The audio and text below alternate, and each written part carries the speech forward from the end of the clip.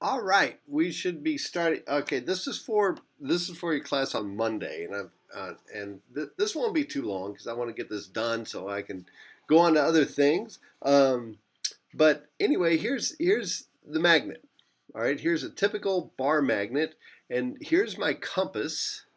Here's my compass, and I think you're going to do this in lab too. Is you're going to have these compasses around a bar magnet here, and we'll come down here. Notice that the compass points in the direction of magnetic north. All right. In other words, the compass is affected by the magnet, so it always points to the North Pole. So if I bring it over here, there, and it points in the direction, in the northerly direction of the magnetic field. All right. So when we come down here, it's pointing this way. So the red indicates it's pointing in the direction of the magnetic field. Unless you drop it. Now, when you do your lab, if your compass is doing the opposite thing, you know what's happened? It's been beaten up and dropped too much. All right? And here's the strength of the electric field, all the different directions and the angle of it. Okay? All right, so anyway, so that's pretty straightforward. All right, and then the rest of this stuff is what we're going to do in chapter 20. But we start with this with the basic bar magnet, and what makes it what gives us magnet, what makes things magnet. For a long time, we had no idea. However, okay, I'm going to go to can't help it, can't help myself. I've got to talk to you personally. All right. Um, for a long time we had no idea. We just knew that it worked. We just knew that there were certain materials that worked, and it wasn't modern man either. It wasn't like post Newton or anything like that.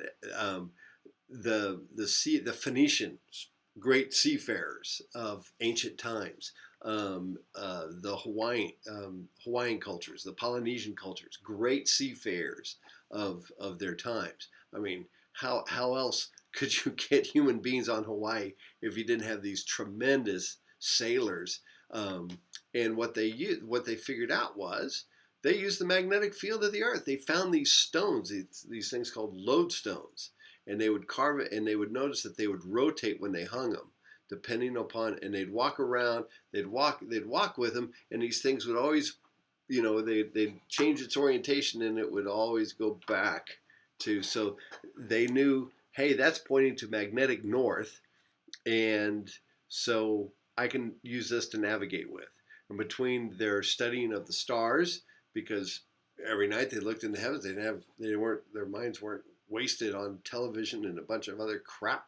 So they studied the stars and they studied these lodestones, and they were great seafarers. Okay, but we had no idea what was causing magnetism, and now we do.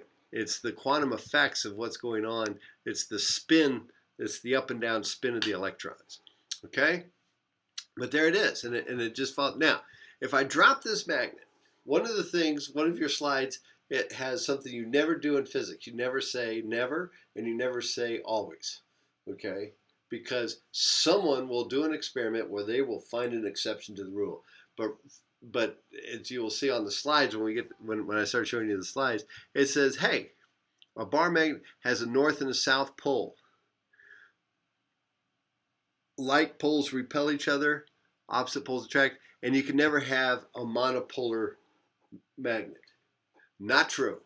They've actually developed them. They're kind of like those weird little elements you see at the bottom of the periodic table that last for like 10 to the negative 6 seconds in a lab, because what they've done is they've shot two like um, they've shot a the nucleus or the an element of gold and another element of gold and smashed them together and came up with this screwy element or whatever.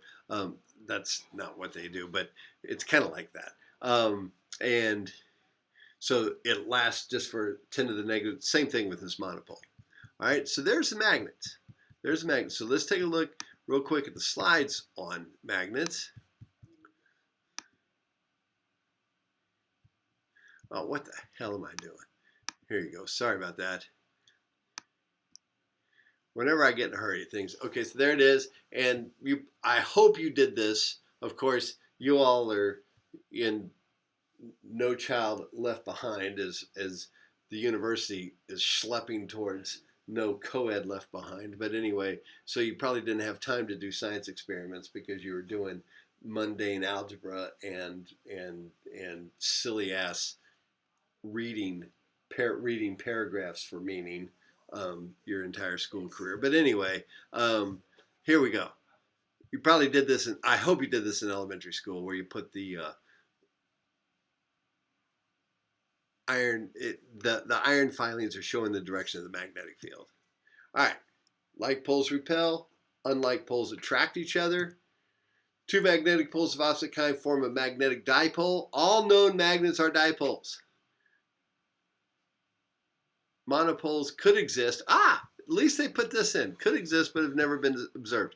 Now we've observed them. We've actually found them. All right, a magnet creates a magnetic field. All right, what's a magnetic? What's any field do in physics? If a certain thing entity shows up in that field, it will feel a force. And I wonder what that entity is.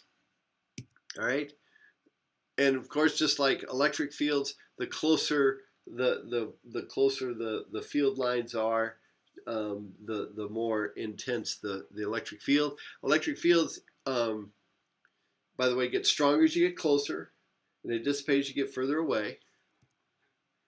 Now here's the cool part. Magnetic field can exert a force on a moving charged particle. Inside a magnetic, now if you get two magnets together, you feel that force and they slam together. But you also, if you've got a charged particle, whether positive or negative, it's also going to feel a force. And that gets tricky. All right? So we'll stop here with this first part, with the introduction.